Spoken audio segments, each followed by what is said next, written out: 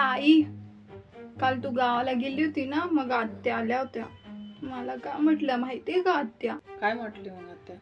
आत्या म्हणे तुझ्या आईने काही शिकवलं का नाही म्हणे तुला. काय ग अशी म्हणते आत्या तुला? आणि त्या आत्तेबाई ना घडी घडी पाणी पाणी करत होती. मग मी काय केलं माहिती का, आपला जो जग आहे ना पाण्याचा तोच जाऊन देऊन दिला. ते आत्या आपण म्हणे लगे की तुमच्या घरी गल्लासच नाही का. काय अशा म्हणते आत्याबाई तुम्हाला?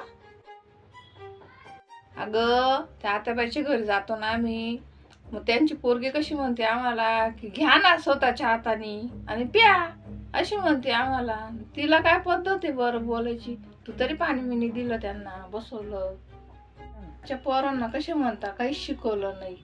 त्यांनी बरं त्यांच्या पोरांना वळण लावली चांगली. जाऊ दे ग बाई, काय मनावर नाही घ्यायचं. आपलेच ओठ राहता आणि आपले दात राहता.